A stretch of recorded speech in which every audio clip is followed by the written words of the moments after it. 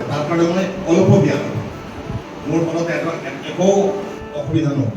খালি মই এইটো বিচাৰিম যে কথাবোৰ বুজি মেলি গ্ৰহণ কৰিয়ে যাতে কথাবোৰ লয়, কিয়নো আজি যে যদি 20 মিনিট 40 মিনিট যিখিনি কথা মই পাতিম তাৰ পৰা যদি ছাত্ৰ ছাত্ৰীৰ কোনো লাভ নহয়, তাৰ কাৰণে মই ছাত্ৰ ছাত্ৰীৰ বহুত ক্ষতি কৰিম।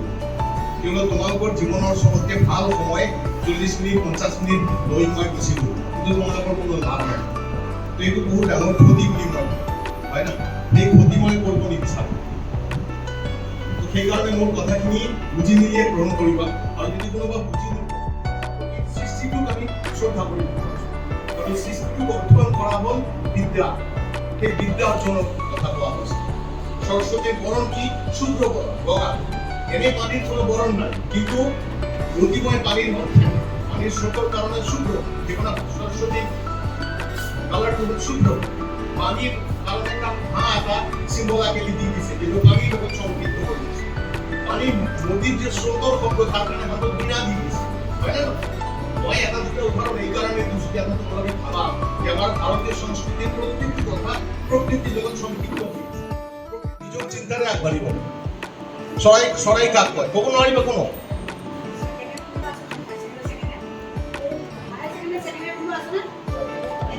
নাই। ঠিক আছে ভাই, তো বক মই পুৰা হেণ্ডেল কৰি আছো।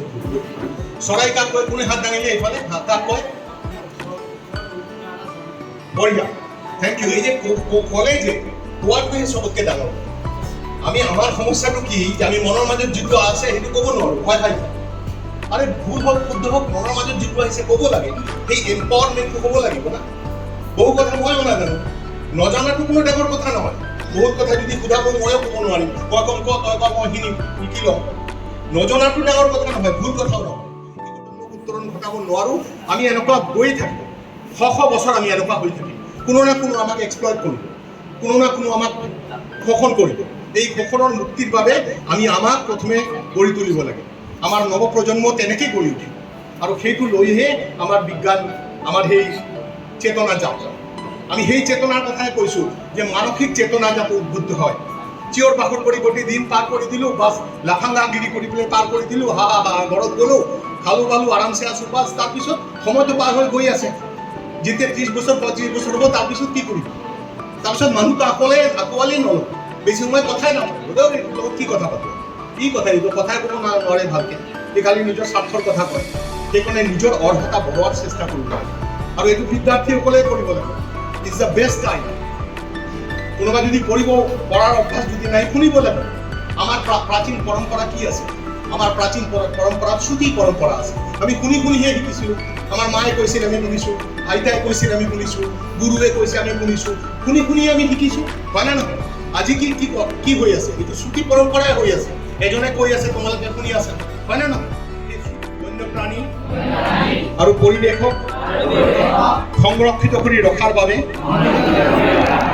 মই মোৰ সমগ্ৰ জীৱন ধৰি সচেষ্ট থাকিম।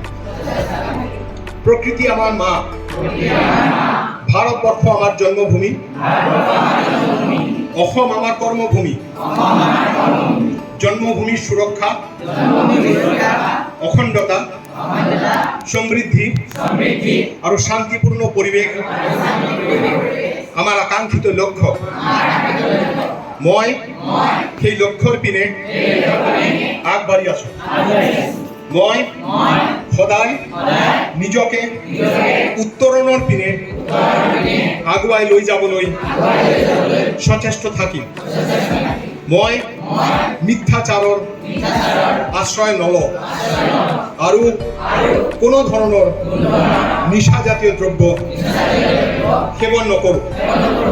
মই মোৰ ওচৰ পাজৰত থকা গছ বন আৰু বন্যপ্ৰাণীবোৰক সুৰক্ষা প্ৰদান কৰি মোৰ দ্বাৰা মোৰ নিজৰ আৰু আন কাৰোবাৰ যাতে কোনো অমংগল নহয় তাৰ বাবে মই সচেতন থাকিম।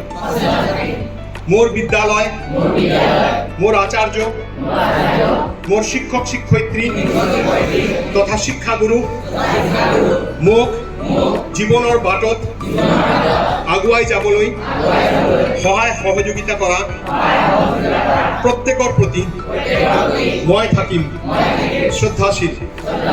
জয় ভাৰত, জয় অসম। সমস্যাটো আছিল জানো? নাছিল না। লাষ্ট 20 ইয়াৰ্ছ, যোৱা 20 বছৰ ধৰি পেলাই এই সমস্যাটো হৈছে।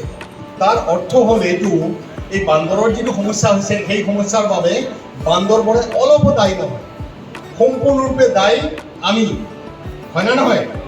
সম্পূৰ্ণৰূপে দায়ী আমিয়ে তাৰ অৱস্থাৰ পৰিৱৰ্তনৰ বাবে চেষ্টা কৰিব লাগে। আমি হাবি জংঘল কাটি মেলি খাস্তাং কৰিলোঁ, চব হাহাকাৰ কৰিলোঁ, সিহঁতৰ খাদ্য নোহোৱা হৈ গ'ল। আমি বান্দৰৰ সমস্যাটো চবে অনুভৱ কৰি থাকোঁ, কৈ থাকোঁ বান্দৰৰ সমস্যা।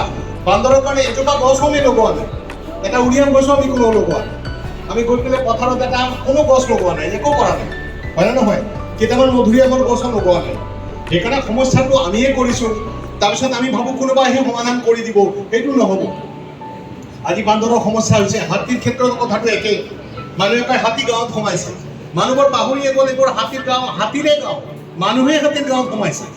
মোক মিটিঙত কয় আমি বহুত পুৰণি মানুহ, প্ৰাচীন মানুহ, আমি বহুত প্ৰাচীন মানুহ। মই হাতীতকৈও প্ৰাচীন, হাতীতকৈতো প্ৰাচীন নহয় না। সেইকাৰণে সমস্যাবোৰ আমি কৰিছোঁ, সমাধানো আমি কৰিব লাগিব। এতিয়া বান্দৰৰ সমস্যাটো যোৱা 20 বছৰ 30 বছৰ তাতকৈও আগত হৈছে, চুটকি ভৰিটো সমাধান কৰি দিব নোৱাৰি। কিন্তু আমি এটা বেলেগ দৃষ্টিকোণৰ পৰাও চাব লাগিব বান্দৰৰ কথাটো। আমি চব কথা এন্থ্ৰপ'জেনিক ভাবোঁ।